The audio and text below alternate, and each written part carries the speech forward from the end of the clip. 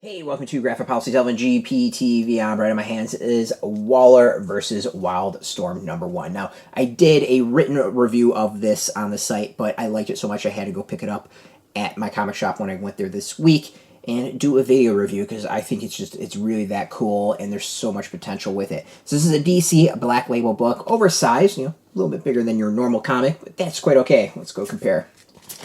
Normal comic, Black Label. So you can see a little bit bigger on that one. So this is... Oops, and that fell. So this is interesting what we got. Spencer Ackerman is the writer, along with Evan Narcisse.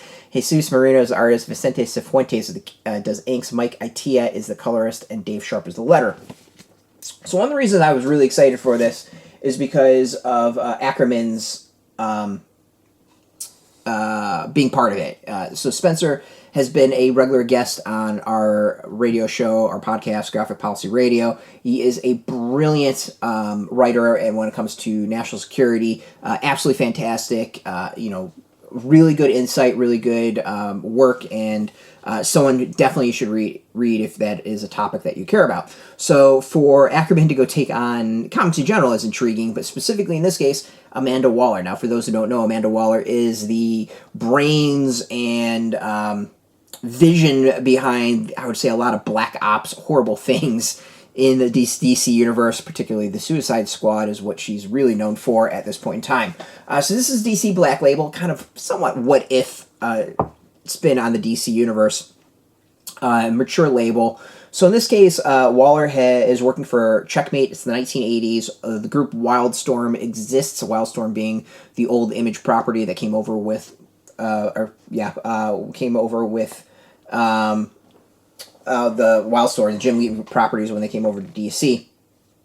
In this case, it's Stormwatch is the actual team that is involved. And Stormwatch was a part of Checkmate. I don't think quite totally nails down exactly what Stormwatch's role was, but Checkmate at this point is a government agency who is okayed to go work with metahumans. And Stormwatch is involved somehow, and in this case, a battalion, Jackson King, has found some corruption within Checkmate. Waller has gone in, running a Black Ops location, and King has decided to call in Lois Lane to try to uncover the truth as to what the hell's going on. He sees a corruption going on within Checkmate itself. So it's really intriguing. I mean, Ackerman and Narcisse and the comic itself really kind of dives into a lot of the corruption that we see within our actual organizations who are set up to protect us. People get in, get ambitious, have their own vision of how things are going, and then no one ever really checks it, and there is just a rot that kind of grows out of that root and infects the rest of the organization that's out there. In this case, it's really intriguing as to what Waller's vision is for Checkmate and where things are going, and what King kind of brings up to Lois Lane. What I also think is really interesting is King and Lois Lane's interactions. King is trying to find an ally here. Lois is trying to do what she's supposed to be doing as a journalist, and there's a little back and forth. King's not quite sure if he's gone to the right person, as an example. So it's really, really, I think, overall intriguing start.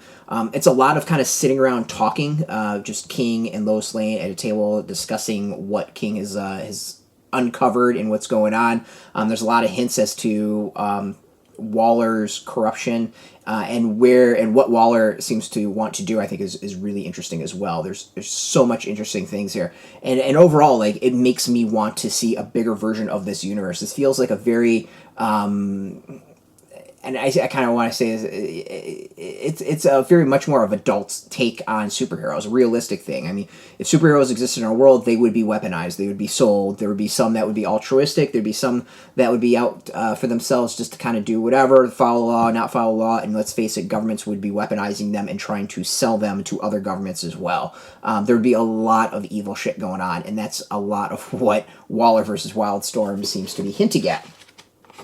And the art is, I think, fantastic. It's really, really, really cool.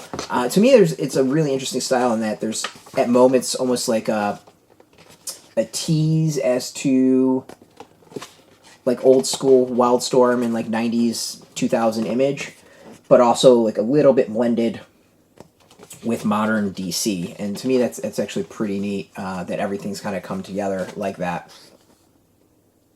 But overall, like, really, really, really cool opening. I love the fact that it kind of blends DC, Wildstorm, like everything together. You know, we get some Stormwatch here. Just everything really kind of comes together and comes together really, really well. So yeah, I think it'd be a very intriguing comic going forward to see where it goes, what is said, and it's one that you can just go in and enjoy it, and you can also totally appreciate it on a whole other level. That's much deeper and much more, I think, interesting, especially when you know Ackerman's background. So, that being said, highly recommend it. Recommend it in the written review. I'm going to recommend it in this review as well. Go check it out. Really cool stuff out in comic shops. We got a link beneath this video. Put it in your zip code and tell if a comic shop's near you. No shop, no problem. We do have some links where you can purchase your own. There'll be affiliate links, so we get a small percentage by doing that. You'll support our site, so thank you. And just watching our videos support us, so thank you for that. If you're into comics, if you're into DC, check us out every single day at graphicpolicy.com. We're on Twitter, Facebook, YouTube, Tumblr, Instagram, TikTok, Mastodon, all at Graphic Policy, keeping it nice and consistent. Until next time, keep reading those comics, and keep it geeky.